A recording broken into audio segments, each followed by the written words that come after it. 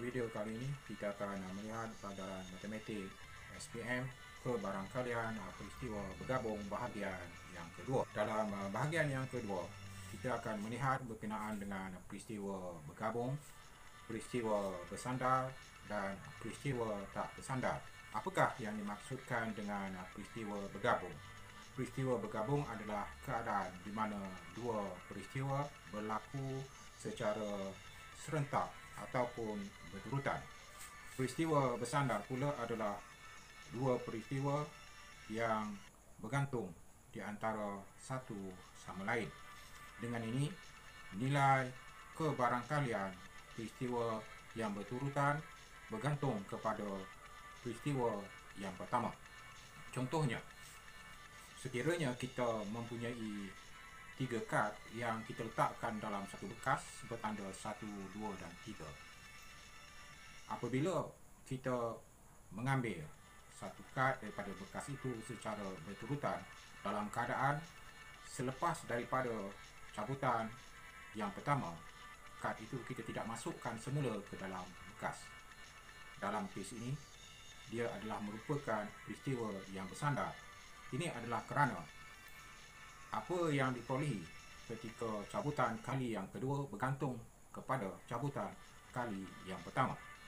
Sekiranya dalam cabutan kali yang pertama kita telah mencabut kad yang bernombor 1, maka dalam cabutan yang kedua kita hanya boleh mengambil kad yang mempunyai nombor 2 dan 3.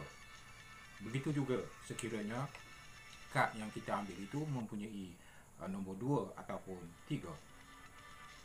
Kebarangkalian bagi mengambil satu kad pada cabutan yang pertama adalah 1/3 kerana di dalam bekas itu mengandungi 3 kad.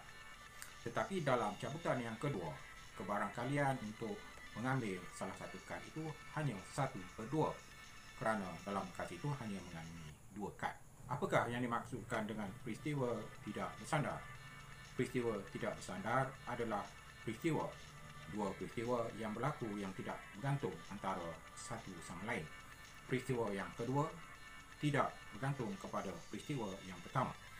Sebagai contohnya, dalam contoh pengambilan kad yang bertanda 1, 2, 3 daripada bekas tadi, sekiranya selepas kita mengambil kad yang pertama, kad itu dimasukkan semula ke dalam bekas.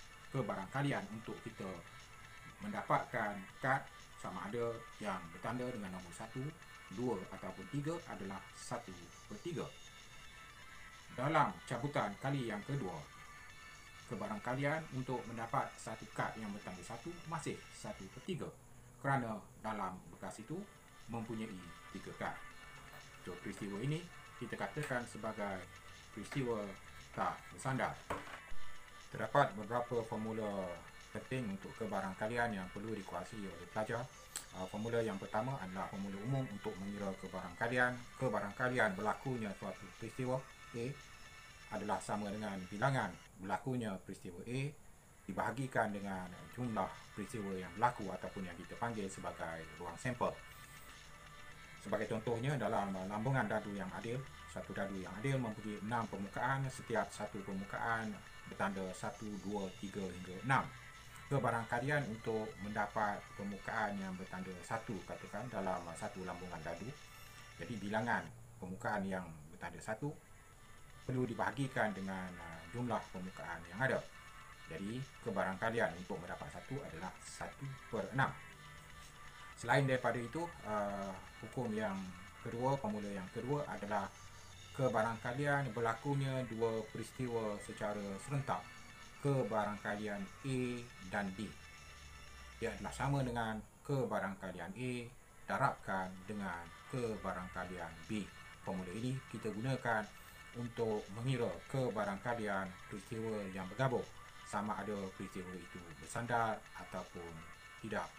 Sebagai contohnya, katakan seorang ibu bersalin, kebarangkalian untuk mendapat 2 anak lelaki ketika bersalin kali yang pertama dan kali yang kedua, ia adalah sama dengan kebarangkalian dapat lelaki pada kali yang pertama dan kita darabkan dengan kebarangkalian mendapat laki pada kali yang kedua.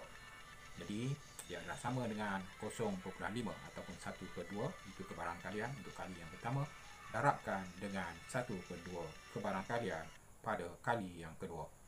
So, kebarangkalian untuk mendapat anak lelaki berturut-turut dalam 2 proses bersalin itu adalah 1/2 darab 1/2, iaitu 1/4.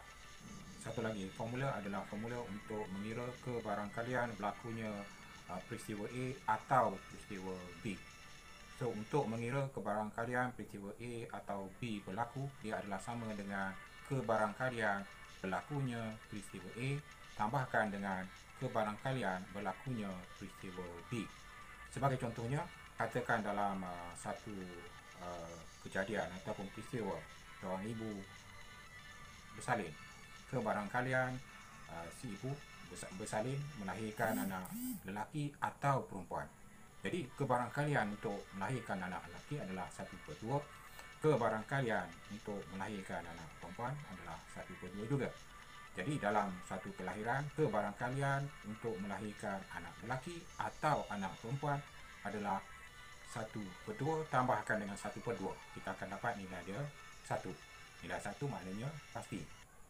Maknanya perempuan itu pasti melahirkan anak, sama ada anak itu lelaki ataupun perempuan. Satu perkara lagi yang kita perlu ingatkan kepada para pelajar perlu membiasakan diri ataupun memahirkan diri dengan gambar rajah pokok. Gambar rajah pokok adalah merupakan cara yang mudah untuk menunjukkan kemungkinan perkara-perkara yang berlaku dalam suatu peristiwa yang tertentu. Dengan adanya gambar rajah pokok, dia akan memberikan kita gambaran dan memudahkan kita untuk mengira kebarangkalian. Bagaimana untuk melukis gambar rajah pokok ini, kita akan tunjukkan dalam contoh-contoh yang dibincangkan selepas ini. Baiklah, perhatikan dalam contoh yang pertama. Kita akan tengok berkenaan dengan peristiwa gabungan, iaitu lambungan duit shilling sebanyak 2 kali. So, dalam lambungan duit shilling sebanyak 2 kali, setiap kali lambungan duit shilling, kemungkinan kita akan dapat kepala, gambar ataupun ekor nilai. Jadi kesudahan yang mungkin sama ada kita dapat ekor, iaitu E, ataupun mendapat kepala, K. Kebarangkalian untuk kita dapat ekor adalah satu daripada 2 kesudahan yang mungkin. Ruang sampelnya, ya, NS adalah 2, so dia adalah 1/2. Kebarangkalian untuk mendapat kepala pun sama, 1/2. Jadi kalau kita perhatikan dalam lambungan duit shilling ini, dia adalah merupakan peristiwa bergabung yang tidak bersandar, kerana peristiwa yang kedua, sama ada kita dapat kepala ataupun ekor, tidak bergantung kepada peristiwa yang pertama. Maknanya kalau kali yang pertama kita dapat kepala, tak semestinya kali yang kedua kita akan dapat kepala juga. So, dia adalah tidak bergantung antara satu sama lain. So, ini kita katakan sebagai peristiwa tidak bersandar. So, kesudahan yang mungkin kita gambarkan melalui gambar rajah pokok ini. So, dalam lambungan yang pertama, kemungkinan kita akan dapat kepala ataupun kita dapat ekor. Dan kebarangkalian untuk dapat kepala adalah 1/2. Kebarangkalian untuk dapat ekor pun sama, 1/2. Dalam lambungan kali yang kedua, kemungkinannya adalah sama, itu dapat kepala ataupun ekor dengan nilai kebarangkalian yang sama. Jadi kesudahan yang mungkin kita akan dapat kepala ekor, kepala, ataupun mungkin ekor. So, ini adalah merupakan kesudahan yang mungkin. Kemudian nilai kebarangkalian untuk dapat kepala adalah 1/2 darab 1/2, iaitu 1/4. Kebarangkalian untuk mendapat ekor kali yang pertama dan kepala kali yang kedua pun sama, iaitu 1/2 darab 1/2, 1/4. Mendapat kepala dan ekor pun sama, 1/4. Mendapat ekor dengan ekor pun sama, 1/4. Jadi kalau kita perhatikan bahawa jumlah kebarangkaliannya adalah 1. So, ini adalah merupakan gambar rajah pokok yang menunjukkan apa yang berlaku ketika kita membuat lambungan shilling sebanyak 2 kali. Jadi kalau sekiranya, ya, kita ditanya kebarangkalian untuk mendapat apa keputusan kali yang pertama dan kali yang kedua, kita boleh dapatkan nilai kebarangkaliannya menggunakan formula pendaraban tadi. Sekarang perhatikan contoh yang kedua. Kad yang bernombor 1, 2, 3 di dalam bekas diambil secara rawak. Kad yang diambil pada kali yang pertama dikembalikan semula. ke dalam bekas sebelum pengambilan ataupun cabutan kali yang kedua dilakukan. Jadi yang ini cikgu dah sentuh tadi, dia adalah merupakan peristiwa bergabung yang tidak bersandar. Kenapa dia tidak bersandar?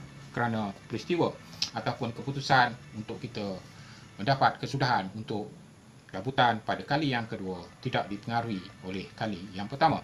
So, kebarangkalian untuk mendapat satu dalam cabutan yang pertama adalah 1/3 sebab satu daripada 3 kad. Untuk dapat 2 pun sama, 1/3, untuk dapat 3 pun sama, 1/3. Kemudian dalam cabutan yang kedua, kebarangkalian untuk kita dapat 1, 2 ataupun 3 masih sama, iaitu 1/3. So, kesudahan yang mungkin, ya, mungkin kita dapat 1/1, 1/2, 1/3, 2/1, 2/2, 2/3, 3/1, 3/2 dan 3/3. So, kebarangkalian untuk mendapat 1 dalam cabutan yang pertama dan 1 pada cabutan yang kedua. So, ini melibatkan peristiwa gabungan yang berlaku serentak, kita perlu darabkan. So, kebarangkaliannya adalah 1/3 darab 1/3, kita akan dapat 1/9. Kalau kita perhatikan, bilangan kesudahan adalah 9 kesudahan, iaitu dahal, ya, darabkan dengan ranting ini 3, setiap satu ni ada 3, 3 darab 3 dia ada 9 kesudahan yang mungkin. Jadi jumlah ruang sampelnya adalah 9. Begitu juga untuk kebarangkalian untuk kad-kad yang lain. Jadi jumlah kebarangkalian untuk semua kejadian kita akan dapat jumlahnya adalah 1. So, ingat, sekiranya kita ambil kad itu, kita kembalikan dia semula, dia adalah merupakan peristiwa tak bersandar. Perhatikan contoh yang berikutnya. Kad bernombor 1, 2 dan 3 dalam bekas diambil secara rawak. Kad yang diambil pada kali yang pertama tidak dikembalikan ke dalam bekas. So, ini merupakan peristiwa bergabung yang bersandar. Ini adalah kerana kebarangkalian ataupun apa yang berlaku dalam cabutan yang kedua bergantung kepada cabutan yang pertama. Sekiranya dalam cabutan yang pertama kita telah mendapat kad yang bernombor 1, dalam cabutan yang kedua kita tidak dapat lagi kad yang bernombor 1 sebab kad itu tidak dimasukkan semula ke dalam bekas. Jadi kemungkinan yang kita ada adalah mendapat 2 ataupun 3. Begitu juga sekiranya dalam cabutan yang pertama kita dapat 2, kemungkinan dalam cabutan yang kedua kita akan dapat 1 ataupun 3. Sekiranya dalam cabutan yang pertama kita dapat 3, cabutan yang kedua mungkin kita dapat 1 ataupun 2. Jadi kesudahan yang mungkin adalah 1, 2, 1, 3, 2, 1, 2, 3, 3, 1 dan 3, 2. Dari segi nilai kebarangkalian untuk mendapat 1 dalam cabutan yang pertama adalah 1/3. Begitu juga untuk dapatkan 2 dan 3. Sementara dalam cabutan yang kedua, kebarangkalian untuk dapat 2 adalah 1/2. Kerana dalam bekas itu hanya mengandungi 2 kad sahaja. Begitu juga untuk 3 dan juga untuk dapat 1 pada kali yang kedua. Jadi apabila kita hendak mengira nilai kebarangkalian untuk dapat 1 dalam cabutan yang pertama dan 2 dalam cabutan yang kedua, kita perlu darabkan 1/3 darabkan dengan 1/3, dia akan 1/3 darabkan dengan 1/2, kita akan dapat 1/6. Begitu juga dengan kesudahan-kesudahan yang lain, nilai kebarangkaliannya adalah sama, 1/3 darabkan dengan 1/2, kita akan dapat 1/6. So, dengan adanya 6 kesudahan, jumlah kebarangkaliannya adalah 1. Jadi, cikgu harapkan para pelajar dapat bezakan di antara peristiwa bersandar dan peristiwa tak bersandar dan boleh bezakan bagaimana untuk mengira kebarangkalian peristiwa bergabung ini. Sekarang perhatikan contoh soalan ini. Berdasarkan kajian, kebarangkalian hari hujan di Gunung X pada bulan Mei ialah 0.45. Hitung kebarangkalian bahawa Gunung X akan mengalami 2 hari hujan berturut-turut pada bulan Mei. Jadi, maklumat yang diberikan dalam soalan ini, ya, kebarangkalian hujan pada satu hari yang tertentu adalah 0.45. So, ingat, jumlah kebarangkalian adalah 1. Dalam kes ini,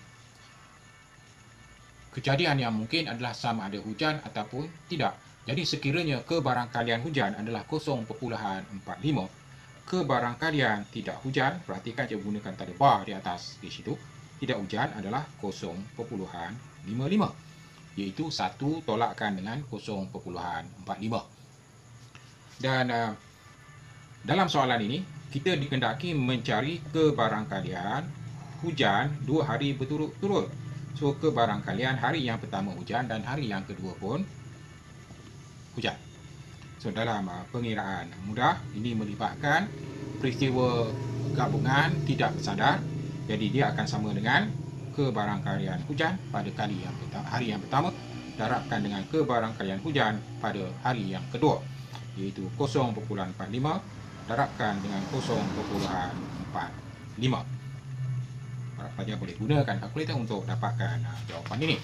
Dan secara keseluruhan, kalau kita perhatikan menggunakan gambar ajar pokok di sini, pada hari yang pertama mungkin hujan, mungkin tak hujan.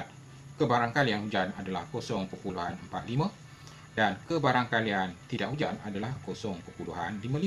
Ia adalah merupakan pelengkap. Dan sekiranya kita katakan kebarangkalian hujan atau tidak hujan, maknanya dia adalah gabungan. Atau kita perlu tambah, perhatikan kalau kita tambah, kita akan dapat 1. Dan peristiwa yang mungkin berlaku, hari yang pertama mungkin hujan, hari yang kedua pun hujan. Hujan, hujan, ya. So ini adalah peristiwa tak bersandar, ya. Mungkin juga hari yang pertama hujan, hari yang kedua tak hujan, hari yang pertama tak hujan, hari yang kedua hujan, hari yang pertama tak hujan, hari yang kedua pun tak hujan. So ini adalah kemungkinan yang berlaku. Cara bagaimana untuk kita mengira kebarangkalian setiap peristiwa ini, kita perlu darabkan. Katakan kita nak kebarangkalian hari yang pertama hujan, yang kedua hujan tadi cikgu dah tunjukkan. Hari pertama hujan 0.45, hari kedua hujan bersama 0.45. Jadi kita perlu darabkan. Katakan kita nak kebarangkalian hari yang pertama tak hujan, hari yang kedua hujan. Jadi kebarangkalian hujan tak hujan pada hari yang pertama adalah 0.55. Darabkan dengan kebarangkalian tak hujan pada kebarangkalian hujan pada hari yang kedua adalah 0.45. Jadi nanti kita akan dapat apakah dia jumlah kebarangkalian. Jadi cikgu harap para pelajar dapat faham apa yang dimaksudkan dengan peristiwa bergabung, yang bersandar dan juga tak bersandar, dan bagaimana untuk mengira kebarangkalian. Cukup dulu untuk kali ini, hingga bertemu di lain kesempatan. Cukup dulu untuk kali ini, semoga bertemu lagi dalam video yang akan datang. Jangan takut, jalan terus. Assalamualaikum, salam sejahtera. Cikgu Nan kembali lagi.